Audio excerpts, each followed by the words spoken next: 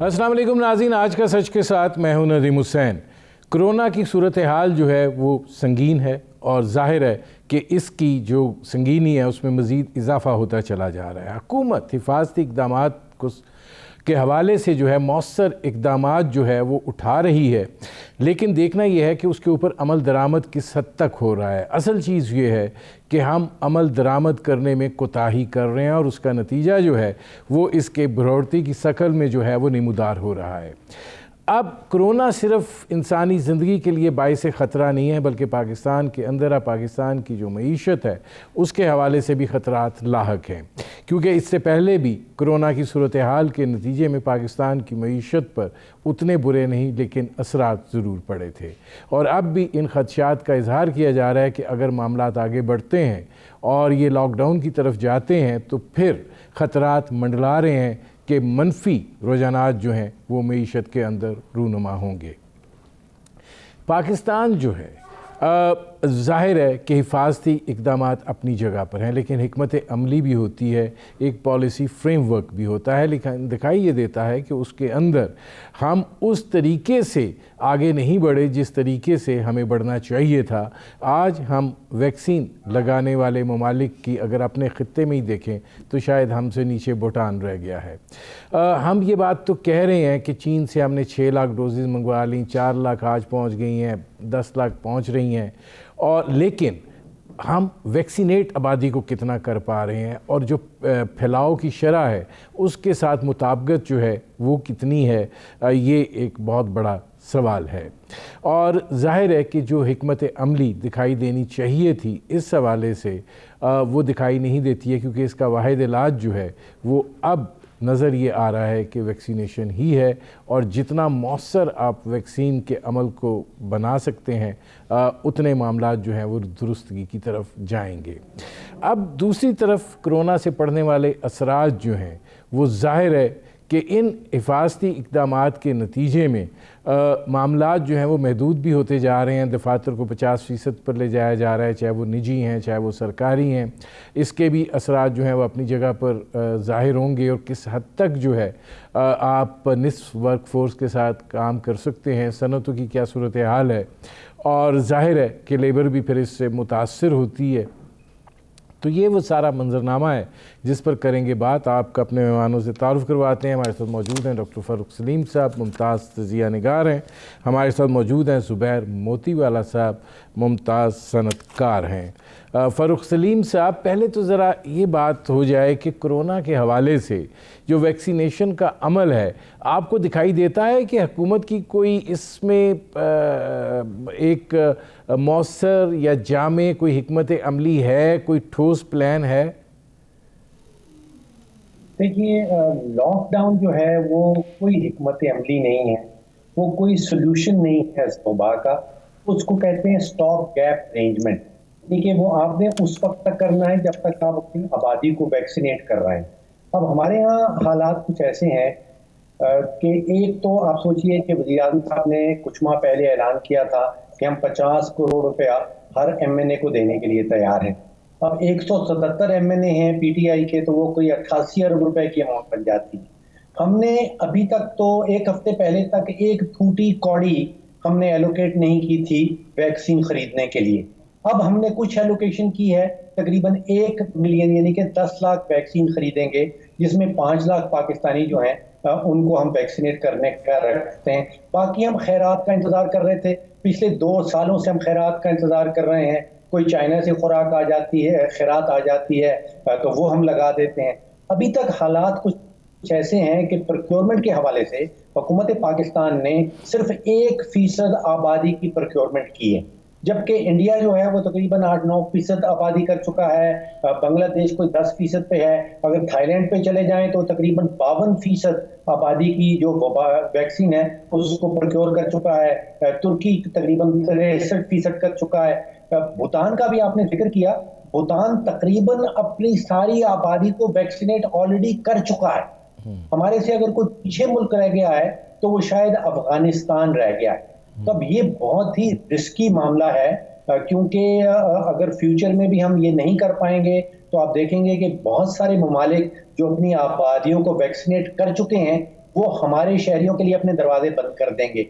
ये भी मुमकिनात में से है कि हमारी एक्सपोर्ट्स को वो एक्सेप्ट करना बंद कर दें। तीसरा सबसे बड़ा जो रिस्क ये है कि अगर हम अपनी आबादी को वैक्सीनेट नहीं कर रहे तो ये जो वायरस है ये म्यूटेट करता करता एक इतना एग्रेसिव और इतना खतरनाक किस्म का वायरस बन जाएगा कि फिर जो वैक्सीन हैं वो भी काम नहीं कर पाएंगी। तो 1% आबादी जिसको हमने वैक्सीनेट किया है वो भी खतरे में पड़ जाएगी, बिकॉज वो म्यूटेशन जो सामने आएगी वो फिर इस दवा के सामने ये दवा जो है, ये वैक्सीन जो है, ये काम नहीं कर सकेगी। मैं आता हूँ फारूक सलीम साहब। अच्छा, इसमें ज़ुबैर मोतीवाला साहब, पहले तो ज़रा ये फरमाइएगा कि ये जो तीसरी लहर आई है कोरोना की और उसके नतीजे में जो भी इक़दामात उठाए गए हैं उसके हमारी जो माशी सूरत हाल है उस पर क्या असरात मुरतब हुए हैं?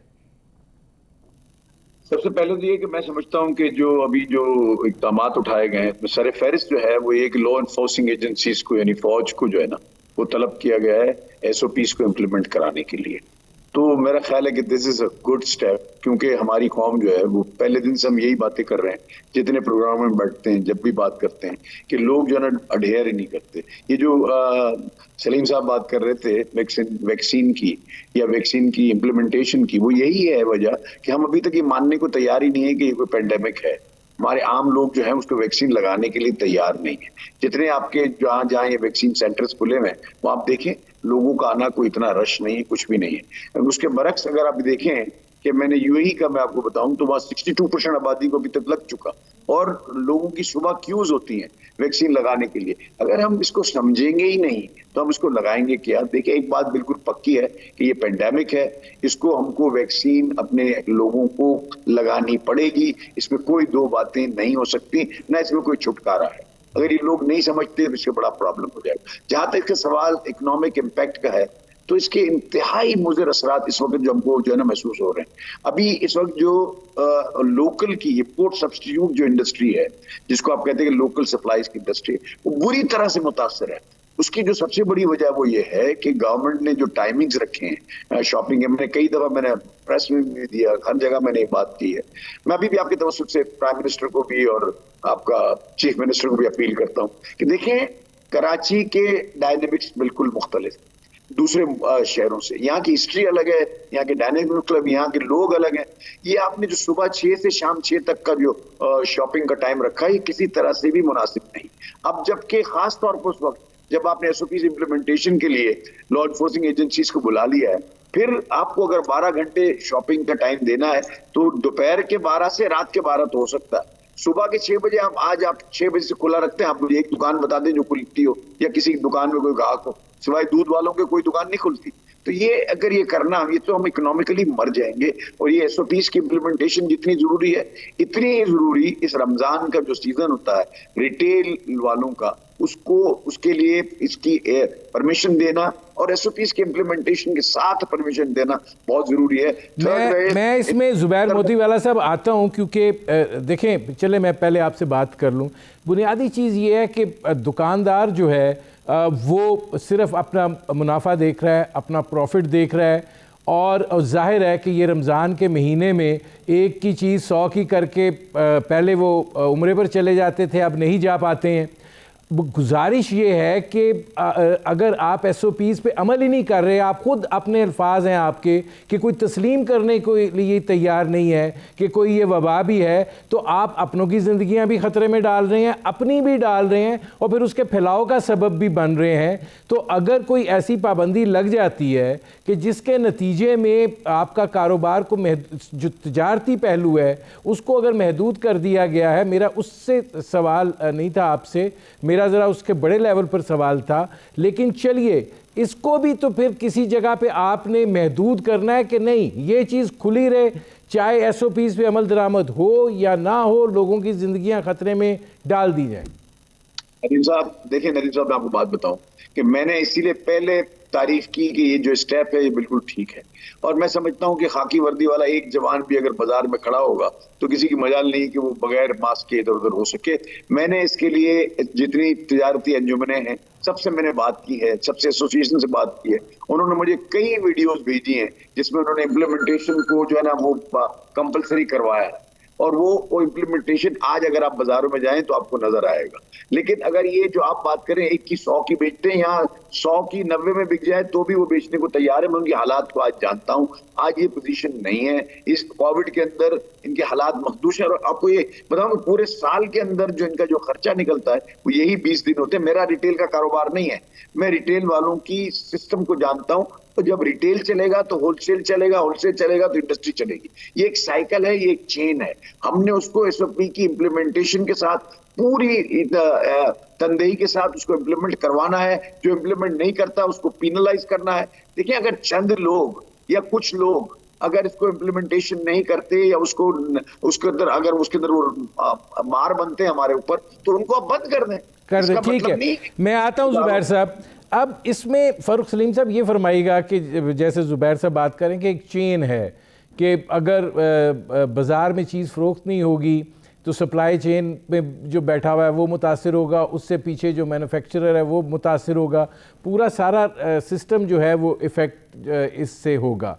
तो क्या आप समझते हैं कि ये हुकूमत का जो महदूद करने का सिलसिला है ये ठीक है? और ताजर हजरात जो हैं, क्योंकि अभी भी अगर आप देखें 6 बजे तक, सुबह 9 बजे से गदर मचा हुआ होता है मार्केटों में। देखिए नदीम साहब, फौज बुला लेना हल नहीं है, एसओपीज के ऊपर अमल दरामद करवाना हल नहीं है।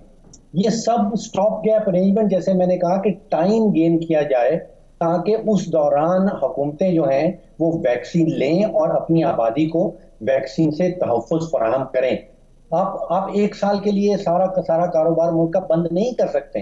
हमारे यहाँ ये आम आबादी की जिम्मेदारी नहीं है, ये हुकूमत वक्त की जिम्मेदारी है कि उसने एक तो आगाही कैंपेन, जो अवेयरनेस कैंपेन है, कि लोगों को बताएं। मैंने हुकूमत से ये पूछा, हुकूमत के लोगों से, कि आप लोग आगाही की कैंपेन्स क्यों नहीं शुरू करते हैं कि लोगों को बताएं कि सिर्फ और सिर्फ इसकी रोकथाम का इलाज जो है वो वैक्सीनेशन है। वो कहते हैं कि अगर हम अवेयरनेस की कैंपेन, आगाही की कैंपेन शुरू करें तो लोग आना शुरू हो जाए, तो हमारे पास तो वैक्सीन नहीं है। तो ये बिल्कुल वाजिब सी लॉजिक है। हुकूमत की जिम्मेदारी है आगाही की कैंपेन्स शुरू करना ताकि लोगों को कन्विंस करें कि उनको मनाएं कि ये वैक्सीन लगाने के अलावा और कोई तरीका कार नहीं है। लेकिन अगर आपके पास वैक्सीन नहीं है तो फिर आप आगाही की कैंपेन क्यों शुरू करेंगे? ये जिम्मेदारी हुकूमत की है कि वो वैक्सीन प्रोक्योर करके लाए। अब टाइम मिस हो गया, हमने बोट मिस कर दी है। दुनिया भर के ममालिक ने पिछले साल भर में जितनी भी बड़ी बड़ी फार्मास्यूटिकल कंपनीज थी, उनकी वैक्सीन अगले कई सालों की जो प्रोडक्शन है वो बुक करवा ली है। हमने करवाई है 1% ऑफ द पॉपुलेशन के लिए, बाकी 99% आबादी का क्या होगा? तो ये तो एक इतना खतरनाक किस्म का डिजास्टर इन द मेकिंग है। आप देखिए हमारे नेबरहुड में, इंडिया में क्या हो रहा है। ऑक्सीजन खत्म हो गई है, मास क्रीमेशंस हो रही हैं, अब क्या क्या।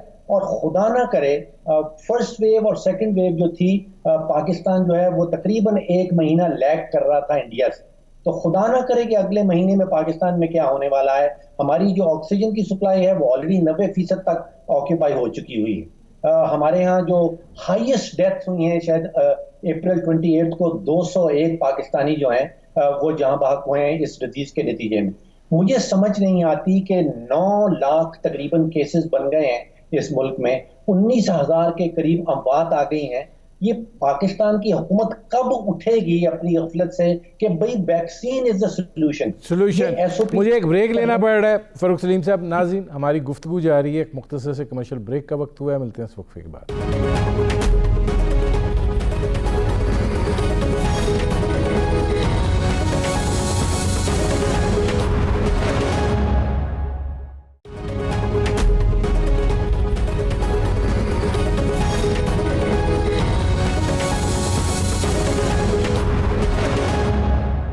Welcome back.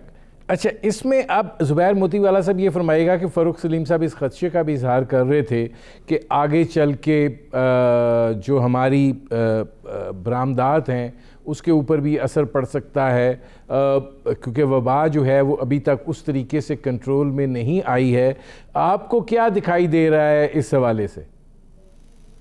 देखिए, बिल्कुल फरूख सलीम साहब की बात से मैं 100% एग्री करता हूँ जो ये बात कर रहे हैं। बरामदात पे भी असर आ सकता है और मुल्क की अंदरूनी मईशत भी खराब हो सकती है, एक्सपोर्ट्स के अंदर भी प्रॉब्लम आ सकता है। देखिए, आज जो हमारे एक्सपोर्ट्स बेहतर हैं और हमने परफॉर्म किया है, उसकी वजह बिल्कुल यही है कि जब इंडिया बंद हुआ है और इंडिया में कोविड के असरात बहुत ज्यादा हो गए हैं, बांग्लादेश में बहुत ज्यादा हो गए हैं, तो इसलिए हमको जो है ना वो ऑर्डर्स उनके जो हैं वो हमको आए हैं। और हमारे लिए जरूरी है कि हम अपने मुल्क को और जिस कोविड से जितना पाक रख सकें, जितना कम इधर आए, वो ये ज्यादा जरूरी है। क्योंकि वो ऑर्डर्स को जब एक दफा जब ऑर्डर्स आ जाता है ना, तो फिर इसको अगर हम कंटिन्यूटी के साथ उसको परफॉर्म करते हैं तो फिर वो गाहक हमारा हो जाता है, वो कस्टमर फिर हमारा हो जाता है। फिर आगे आने वाले वक्तों में भी हम उसके साथ जो है ना वो हम उसके एक लेवल पे आ जाते हैं। तो ये बिल्कुल सही बात है कि हमको, हमारी हुकूमत को इंतहाई अलर्ट रहने की जरूरत है कि किसी तरह भी जो है ना, और दूसरी जानों का ज़िया और इसके बाद इकोनॉमी, दोनों तीनों चीजें अगर आप देखते हैं तो मैं समझता हूं कि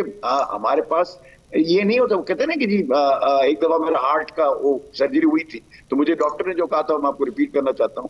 उसने कहा जी देखें जुबैर साहब, गिरना इज नॉट द ऑप्शन, यानी आप गिर नहीं सकते, ये आपके पास ऑप्शन ही नहीं है। तो हमारे पास देखें कोविड को सिवाय कोविड की एक्टिविटी को अरेस्ट करने के, अपनी कौम को वैक्सीनाइजेशन करने के कोई और ऑप्शन नहीं है।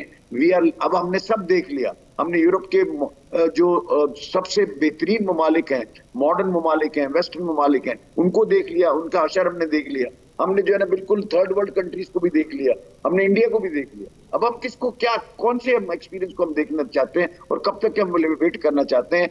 आंसर इज कि every citizen of Pakistan should have the vaccine properly administered. ये इसके अलावा कोई, मैं आता हूँ जुबैर मोतीवाला साहब। अच्छा, फरूख सलीम साहब ये फरमाइएगा कि ज़ाहिर है कि इस वक्त तक जो सूरत हाल है उसके अंदर हुकूमती फ़ैसले जो हैं उसमें एक हिचकिचाहट भी होती है, एक तज़ब्ज़ुब भी होता है। वज़ीर आज़म साहब का कंसर्न है कि अगर हम लॉकडाउन की तरफ जाते हैं तो हमारा जो मज़दूर तबका है, दिहाड़ीदार तबका है, वो मुतासर होता है और इस हद तक मुतासर होता है कि फाका कशी की नौबत आ सकती है। फिर इकनॉमिक एक्टिविटी अगर रुकती है तो फिर जो गुर्बत की सतह पे हैं तकरीबन वो और नीचे आ जाएंगे। अब ऐसी सूरत हाल में आपने, ठीक है वैक्सीन का अमल है, वो एक लॉन्ग टर्म सलूशन है, ज़ाहिर है मंगवाने में, लगाने में उसकी जानिब हम बात कर चुके हैं, लेकिन एक शॉर्ट टर्म सलूशंस भी जो हैं ना, उस हवाले से जो एक हिचकिचाहट है, अगर आप 2 हफ्तों के लिए लॉकडाउन कर दिया जाए तो क्या फ़र्क पड़ जाएगा? देखिए, हुकूमतों के सिर्फ 2 काम होते हैं। वो आवाम से टैक्सेस इकट्ठे करते हैं और फिर वो जब टैक्सेस हुकूमत की तजोरी में आते हैं तो उन टैक्सेस का खर्च करना है आवाम की फलाह में। यहाँ पे पाकिस्तान के अंदर क्या हो रहा है? आप कह रहे हैं कि 2 हफ्ते के लिए लॉकडाउन कर दें, 2 हफ्ते के लिए लॉकडाउन कर दें, तीसरे हफ्ते क्या करेंगे, चौथे हफ्ते क्या करेंगे? क्या पूरी उम्र के लिए लॉकडाउन कर देंगे? सोल्यूशंस ये नहीं है, ना कोई शॉर्ट टर्म सोल्यूशन है, ना कोई मीडियम टर्म सोल्यूशन है। सोल्यूशन एक ही है और वो है वैक्सीनेशन। अभी जुबैर साहब ने आपको बताया कि दुनिया भर के एक्सपेरिमेंट्स आप देख लें, वैक्सीनेशन के अलावा कोई सोल्यूशन यहाँ नहीं है। देखिए, आपने यहाँ पे अवाम की फलाह में, अवाम की जिंदगियों को तहफ़्फ़ुज़ देने का काम जो है वो हुकूमत की जिम्मेदारी बनती है और हुकूमत ने ये काम पाकिस्तान में गफलत दिखा रहे हैं। यहाँ पे मुझे लग रहा है नहीं फरूख सलीम साहब, फिर क्या किया जाए? देखें, वैक्सीन तो जो वो मंगवा रहे हैं चीन से जो आ रही है तकरीबन 10-15 लाख डोजेज़ और आ जाएगी और फिर वो आगे कह रहे हैं कि जी अब जून जुलाई में जाके 1 करोड़ डोजेज़ तक, तो फिर इस अरसे में क्या किया जाए? देखिए, ये काम 1 साल पहले करना चाहिए था। हुकूमत ये सोच रही है कि हम 88 अरब रुपया MNAs को डेवलपमेंट फंड में दे सकते हैं। उस 88 अरब रुपए से आप अंदाजा कीजिए कि 14 करोड़ पाकिस्तानियों को उनकी पहली डोज दी जा सकती थी। आपके जो प्रायोरिटी हुकूमत की जो तरजीहात हैं वो बिल्कुल गलत हुई पड़ी हैं इस वक्त। देखिए, इस वक्त आपने पाकिस्तानी अवाम को उनकी ज़िंदगी को तहफ़्फ़ुज़ फराहम करना है और उसके बाद कोई मईशत की बात हो सकती है। अगर ज़िंदगी को तहफ़्फ़ुज़ आप फराहम करने में कामयाब नहीं रहते तो इकोनॉमी तो डूब ही जाएगी। तो यहाँ पे आपकी तरजीहात जो है वो क्लियर होनी चाहिए। हम मिस कर चुके हैं, जैसे मैं पहले कह रहा हूँ। आज हमें ये ख्याल आया है कि हमें वैक्सीन चाहिए, हमने टोटल बटा टोटल 8 मिलियन वैक्सीन खरीदी है, बाकी सारी की सारी खैरात में आई है हमें, और अभी भी हमारे पास कोई मंसूबा नहीं है, हमारे पास कोई एलोकेशन नहीं है। ऐलान जरूर हो जाता है, लेकिन ऐलान के बाद जब तक बजटरी एलोकेशन नहीं होगी, उसके बावजूद कोई काम नहीं चल सकता। ये 2 हफ्ते का लॉकडाउन कर दें, ये 1 महीने का लॉकडाउन कर दें, ये 1 साल का लॉकडाउन कर दें, ये कोई सॉल्यूशंस नहीं है किसी किस्म के। देखिए, एक यहाँ पे कोई दुकान नहीं चलाई जा रही, कोई खोखा नहीं चलाया जा रहा। यहाँ 22 करोड़ पाकिस्तानी का है। मैं फारूक सलीम से आता हूँ।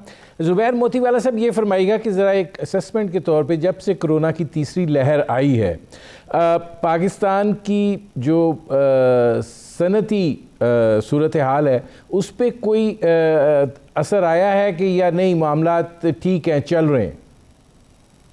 देखिए, मैं एक बात बताऊं आपको कि मैं एक्सपेक्ट कर रहा था, अगर आप सवाल नहीं भी करते मैं आपको जरूर खुलासे के तौर पर ही बताता। देखिए, अनसर्टेनिटी जो इस वक्त है वो इट्स एट इट्स पीक। और अगर मैं लोकल के मैन्युफैक्चरर्स की बात करता हूं, तो जो रॉ मटेरियल सप्लायर्स हैं उनको पैसे नहीं मिल रहे, they are the worst hit. क्योंकि जो मैन्युफैक्चरर है उसको आगे से होलसेल वाला पैसे नहीं दे रहा, होलसेल को रिटेल नहीं दे रहा। तो ये सर्कल जो है ना पूरा, जिसको आप मॉनेटरी साइकिल कहते हैं, वो बिल्कुल रुक गया है। इस वक्त स्टैंड स्टिल जैसा, और झगड़े हो रहे हैं और कोई और बात नहीं हो रही। ये सब लोग इस वजह से ये काम कर रहे हैं कि जिसके पास जो पैसा आता है वो रोक के बैठ रहा है कि कल को पता नहीं क्या होगा, सारा लॉकडाउन हो जाएगा, मेरे पास खाने को नहीं होगा, मेरे पास किसी को देने को नहीं होगा, मैं उसको रोक लो। इस वजह से फाइनेंशियल क्राइसिस इस वक्त मैन्युफैक्चरिंग सेक्टर से लेकर, रॉ मटेरियल सप्लाई से लेकर रिटेल तक इंतहाई खराब है। कोई आगे उसकी ट्रांजैक्शन, मनी ट्रांजैक्शन हो नहीं रही, जिससे इंतहाई खराब असरात जो है सुनते हैं। और तकरीबन बंद जैसा माहौल चल रहा है। किसी के पास जो है ना जो प्रोग्राम्स होते हैं वो है नहीं, जो ताकि वो जो है ना अपना मैन्युफैक्चरिंग कर सके। इसके अलावा जब आप एक्सपोर्ट की बात करते हैं, तो इस वक्त तक जब मैं आपसे बात कर रहा हूँ, एक्सपोर्ट की इंडस्ट्री चल रही है, इसलिए वो एलसी बेस्ड होता है। और ये जो थर्ड वेव से पहले के सारे ऑर्डर्स होते हैं, हमारा 6 महीने का साइकिल होता है, 9 महीने का होता है, 3 महीने का होता है, डिपेंडिंग। अब जैसे हम अब चल रहे हैं तो समर का हम खत्म करने वाले हैं और अब ऑटम का आना शुरू हो जाएगा। तो इसको जो है ना 1 by 1 सीजन होते हैं, जिस वक्त वहां चल रहा है। लेकिन उसके अंदर भी जो लोकल मैन्युफैक्चरिंग, जो आउटसाइड वेंडरिंग होती थी, उसके जो प्राइजेस थे उसमें कमी आना शुरू हो गई है।